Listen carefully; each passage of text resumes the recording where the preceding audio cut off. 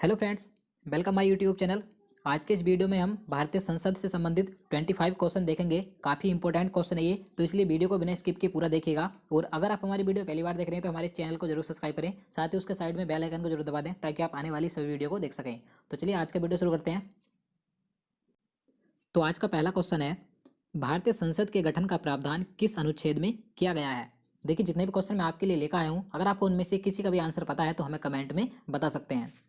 तो इसका right answer option सी हो जाएगा, अनुच्छेद 79। आपको ध्यान रखना है, इस अनुच्छेद में भारतीय संसद के गठन की बात कही गई है।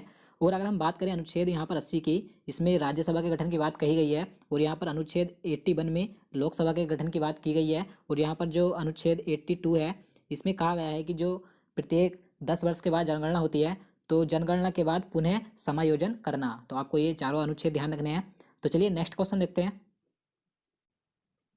भारत में संसद की व्यवस्था किस देश के संविधान से ली गई है। राइट आंसर ऑप्शन बी हो जाएगा, ब्रिटेन। आपको ध्यान रखना है, ब्रिटेन देश के संविधान से जो भारत में संसद की व्यवस्था है यहां से ली गई है। नेक्स्ट क्वेश्चन देखते हैं। भारतीय संसद के दो सदन कौन कौन से हैं। राइट आंसर ऑप्शन बी हो जाएगा, लोकसभा एवं राज्यसभा। तो आपको ध्यान रखना है, भारतीय संसद के दो सदन होते हैं, लोकसभा और राज्यसभा।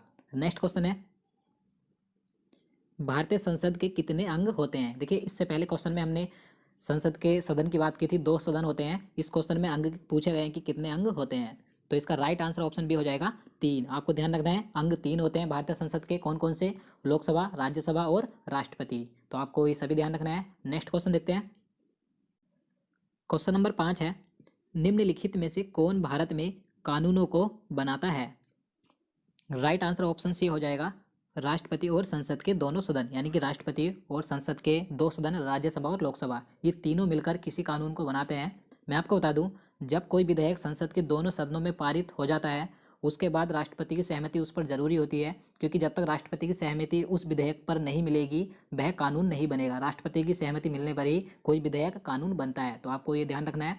नेक्स्ट क्वेश्चन देखते हैं। भारतीय संसद के उच्च सदन को किस नाम से जाना जाता है। इसका सही आंसर ऑप्शन बी हो जाएगा, राज्यसभा। आपको ध्यान रखना है, भारतीय संसद का उच्च सदन राज्यसभा होता है और जो निम्न सदन होता है वो लोकसभा होता है। तो आपको ध्यान रखना है, आपसे एग्जाम में उच्च सदन या निम्न सदन कुछ भी पूछा जा सकता है। नेक्स्ट क्वेश्चन है, राज्यसभा के सदस्यों का कार्यकाल कितने वर्ष का होता है। राइट आंसर ऑप्शन ए हो जाएगा, 6 वर्ष। आपको ध्यान रखना है, 6 वर्ष का होता है राज्यसभा के सदस्यों का कार्यकाल। नेक्स्ट क्वेश्चन है, राज्यसभा को कब भंग किया जा सकता है। राइट आंसर ऑप्शन डी, कभी नहीं। आपको ध्यान रखना है, राज्यसभा कभी भी भंग नहीं होती है, क्योंकि ये एक स्थायी सदन होता है, इसे कभी भी विघटित नहीं किया जा सकता। मैं आपको बता दूं इसका क्या कारण होता है कि ये कभी भी विघटित नहीं होती है। इसके 1/3 सदस्य प्रत्येक 2 वर्ष के बाद सेवानिवृत्त होते हैं, यानी कि अवकाश प्राप्त करते हैं। तो इसी कारण से राज्यसभा कभी भी विघटित नहीं होती है। और आपको ध्यान रखना है, जो लोकसभा होती है, लोकसभा एक अस्थायी सदन होता है, वो कभी भी भंग हो जाती है। तो आपको ध्यान रखना है। नेक्स्ट क्वेश्चन है, राज्यसभा के सदस्यों की कुल अधिकतम संख्या कितनी है। Right answer option C, 250। आपको ध्यान रखना है, राज्यसभा में अधिकतम सदस्यों की संख्या 250 हो सकती है, इससे ज़्यादा सदस्य नहीं हो सकते राज्यसभा में। देखिए, इसमें 238 सदस्य राज्यों और केंद्र शासित प्रदेशों से आते हैं और प्लस 12 सदस्य राष्ट्रपति मनोनीत करता है। तो आपको ध्यान रखना है। तो चलिए नेक्स्ट क्वेश्चन देखते हैं। राज्यसभा में राष्ट्रपति के द्वारा कितने सदस्य मनोनीत किए जाते हैं। राइट आंसर ऑप्शन ए, मैं आपको पहले ही बता चुका हूँ, 12 सदस्य मनोनीत कर सकता है राष्ट्रपति राज्यसभा में। देखिए, जो व्यक्ति कला, साहित्य, विज्ञान और समाज सेवा के क्षेत्र में ख्याति प्राप्त होते हैं, राष्ट्रपति उन्हीं व्यक्तियों को मनोनीत कर सकता है राज्यसभा में। तो आपको ध्यान रखना है। नेक्स्ट क्वेश्चन है, किस राज्य की राज्यसभा सीट सबसे ज़्यादा है। यहाँ पर लिखने में मिस्टेक हो गया, तो इसका राइट आंसर ऑप्शन डी हो जाएगा, उत्तर प्रदेश। आपको ध्यान रखना है, उत्तर प्रदेश राज्य की राज्यसभा सीटें सबसे ज़्यादा हैं। तो कितनी है ये भी ध्यान रखना है, 31, यानी कि 31 हैं। तो चलिए नेक्स्ट क्वेश्चन देखते हैं। क्वेश्चन नंबर 12 है, राज्यसभा का सभापति कौन होता है। राइट आंसर ऑप्शन सी, उपराष्ट्रपति। आपको ध्यान रखना है, भारत का उपराष्ट्रपति राज्यसभा का सभापति होता है, लेकिन इसकी अनुपस्थिति में इसका जो कार्य करता है उपसभापति करता है, और जो उपसभापति होता है वह राज्यसभा के सदस्यों द्वारा चुना जाता है। तो आपको ये सभी ध्यान रखना है। नेक्स्ट क्वेश्चन देखते हैं। भारत का प्रधानमंत्री बनने की न्यूनतम आयु क्या होगी यदि वह राज्यसभा का सदस्य है तो इसका राइट आंसर ऑप्शन बी हो जाएगा 30 वर्ष। देखिए आपको यहाँ से ध्यान रखना है, जो भारत का प्रधानमंत्री होता है वह जरूरी नहीं किसी एक सदन का सदस्य हो, यानी कि वह लोकसभा और राज्यसभा दोनों में से किसी भी सदन का सदस्य हो सकता है। अगर वह राज्यसभा का सदस्य है तो उसकी आयु 30 वर्ष होनी चाहिए, और वह अगर लोकसभा का सदस्य है तो उसकी आयु 25 वर्ष होनी चाहिए। तो आपको ये दोनों ध्यान रखने हैं। तो चलिए नेक्स्ट क्वेश्चन देखते हैं। जनता का सदन को लोकसभा का नाम किस वर्ष दिया गया था? Right answer option A 1954। आपको ध्यान रखना है 14 मई 1954 को जो लोकसभा है इसका नाम रखा गया था, यानी कि 1954 से पहले लोकसभा का नाम जनता का सदन हुआ करता था। तो आपको ध्यान रखना है। नेक्स्ट क्वेश्चन देखते हैं।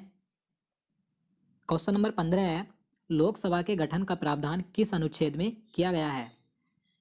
राइट आंसर ऑप्शन बी अनुच्छेद 81। मैं आपको पहले ही बता चुका हूँ, अनुच्छेद 81 में लोकसभा के गठन का प्रावधान किया गया है, और अनुच्छेद 80 में राज्यसभा, और अनुच्छेद 79 में संसद। आपको ये तीनों ध्यान रखने हैं। नेक्स्ट क्वेश्चन देखते हैं। लोकसभा में अधिकतम सदस्यों की संख्या कितनी है? Right answer option C 552। आपको ध्यान रखना है लोकसभा में अधिकतम सदस्यों की संख्या 552 हो सकती है, इससे अधिक सदस्य नहीं हो सकते। और देखिए हमने इससे पहले एक क्वेश्चन में बात की थी राज्यसभा की, तो राज्यसभा में कितनी होती है अधिकतम संख्या? 250, और लोकसभा में 552। तो आपको ये दोनों ध्यान रखने हैं।